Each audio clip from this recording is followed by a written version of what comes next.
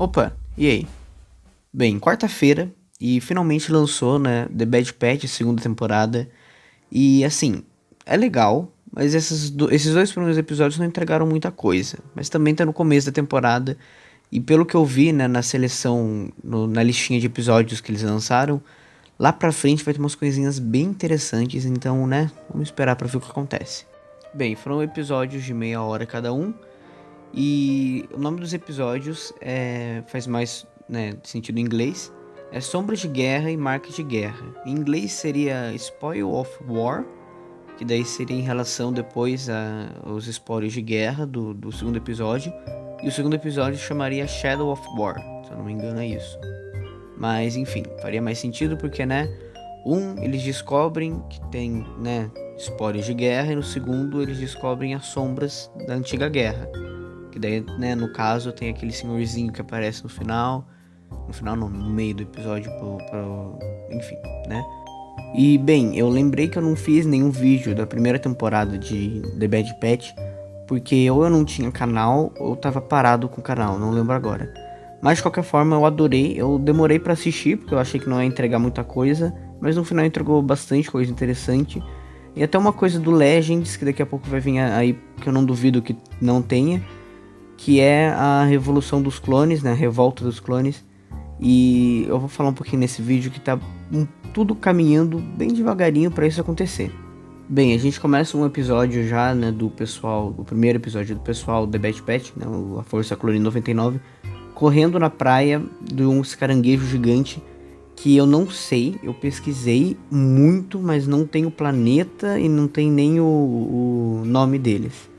Eu só sei que eles são caranguejos, que eles vivem em praias, em costa. E a gente pode ver, eu não sei se eu vou conseguir colocar a comparação dela aí, mas a Ômega parece um pouquinho mais velha do que ela era no primeiro episódio, e ela já não tá usando a roupa caminoana, não é vestido, aquela uniforme, aquele uniforme caminoano. Que acho que é interessante para representar que ela não tá mais daquela vida. Agora ela já é parte, né, da Força Clone 99, de certa forma como um soldado. Ela também aprendeu muito bem a usar aquele arco laser dela.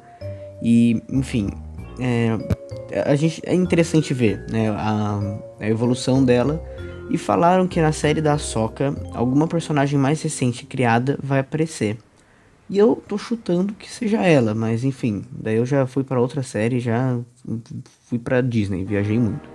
E bem, é interessante mencionar que também, né, os The Bad Batch, a Força Clone 99, também tá com um uniforme diferente. Antes eles tinham um uniforme cinza com umas coisinhas vermelhas, né? Não é. É, vermelho. Cinza e vermelho.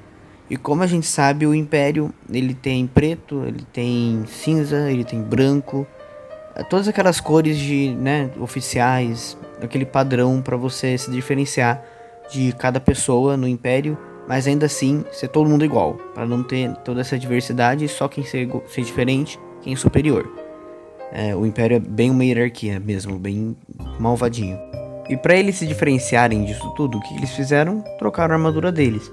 Agora com umas corzinhas mais claras e que ainda assim remete um pouco à rebelião, que eu não duvido que eles vão entrar pra rebelião ou ter algum contato, pelo menos com o Bail Organa em algum momento. E também isso faz um pouco de sentido porque a Ômega trocou suas roupas de Caminoana, que tem aquela base branca, preta, cinza, azul escurinho, pra uma cor agora que tem, adverte, né, todos esses negócios aí, que é um cinza com laranja. Eu vou tentar deixar aqui, né, as roupas deles, que tem uns posters bem bonitos, né, bem bonitos. Depois disso tudo, a gente vai, né, depois de toda essa perseguição na praia, a gente vai pro bar da Cid, onde a gente vê que o Azi, que é aquele robozinho que tava lá junto com a Ômega, que salvou eles, né, depois do bombardeio da cidade de Tipoca, tá trabalhando como barista, né, como atendente e também garçom no barzinho da Cid. E lá não tem nada demais, né? Lá ainda tem aquele pessoalzinho que sempre vai, aquele cara que eu esqueci a espécie dele, e o outro Trandoshana, eu acho, não lembro direito. E também é interessante falar que depois de tudo isso, da Cid, eles vão lá pra trás conversar com a Cid. A Cid tem um capacete mandaloriano lá atrás, e alguns outros capacetes de clone, um de piloto, o outro acho que é clone fase 2. E enfim, e é interessante falar que a Ômega ela estuda as naves.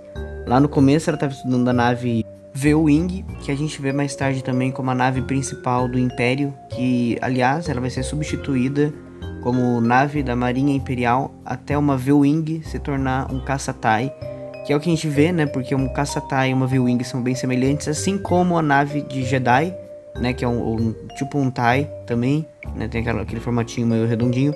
Vira o TIE Advance que, né, o Vader usa no futuro, e com outras variações para Inquisidor e, enfim, de qualquer forma. E eu quase esqueci de falar da nova personagem, que é aquela... Eu esqueci o nome dela. Eu não sei nem se eles falam na série, mas ela tem um nome que eu já vi em algum lugar. Acho que começa com R, enfim. Ela contrata eles para eles irem para Sereno.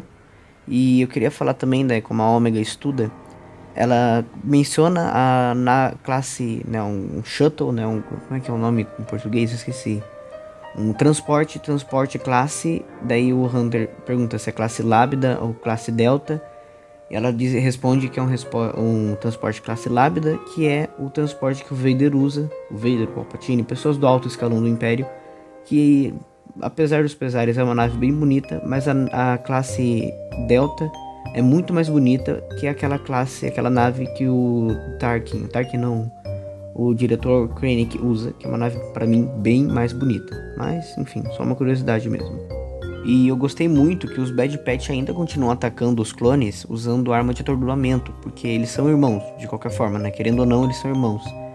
E também é interessante ver quando eles chegam em Sereno, a cidade perto do negócio do Dukan, foi bombardeada como Tipoca City foi bombardeada.